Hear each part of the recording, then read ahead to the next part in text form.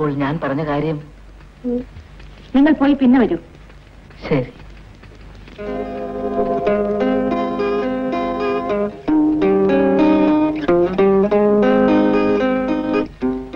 നീ നോക്കുന്നത് സൗന്ദര്യവും സ്വഭാവവും മാത്രമാണ്. പക്ഷേ നിന്റെ വീട്ടുകാർ നോക്കുന്നത് പണവും പ്രതാപവുമാണ്. എനിക്ക് പണവും പ്രതാപവും ഒന്നും വേണ്ടെങ്കിലും. നിനക്കത്ര ആത്മധൈര്യമുണ്ടെങ്കിൽ ഞാൻ ഈ കാര്യം അപ്പച്ചനോടൊന്ന് പറഞ്ഞു നോക്കാം. പക്ഷേ ഒരു കാര്യം തീർച്ചയാണ്, നിനക്ക് വേണ്ടത്ര എതിർപ്പുകൾ ഉണ്ടാവും. പക്ഷേ എത്ര എതിർപ്പുകളുണ്ടെങ്കിലും നീ കാര്യങ്ങൾ ഒരിക്കലും പിൻവലിക്കരുത്. ഞാൻ എത്ര പൗരുഷമില്ലാത്തവനെന്നാണോ നീ പറയുന്നത്? അങ്ങനെയല്ല, പക്ഷെ മനുഷ്യരില്ലേ എപ്പോഴാ അഭിപ്രായം മാറുമെന്ന് അറിയില്ലല്ലോ. എന്നാലേ ഈ കാര്യത്തിൽ അങ്ങനെ അഭിപ്രായം മാറുന്നവനല്ല ഈ മിസ്റ്റർ ജോയ്. എന്നാൽ ഞാൻ ഏറ്റോടാ. Thank you. If you are interested to accept this offer,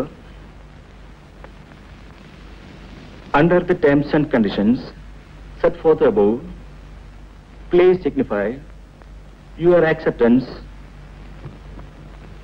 on the duplicate copy and return the same. Thanking you, yours faithfully. ഇരിക്കൂ.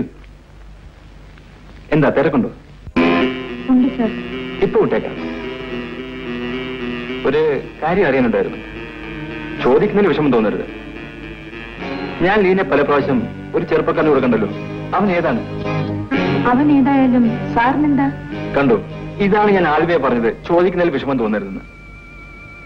എന്റെ സ്വന്തമാണ്. സ്വന്തമെന്ന് വെച്ചാൽ കാമുകനാണെങ്കിലും സ്വന്തമാണ്. ഇനി ഇതുപോലെ പാർക്കിലും റെസ്റ്റോറന്റിലും വെച്ച് കണ്ടുപിരിയുന്നവരും സ്വന്തമാണ്.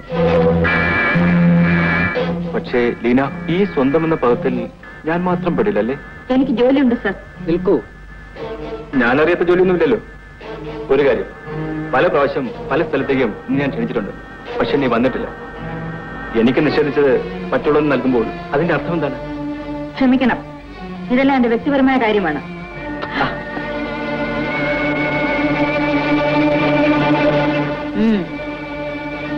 വിട്. ഇനി അടുത്തോട്ട് വരും.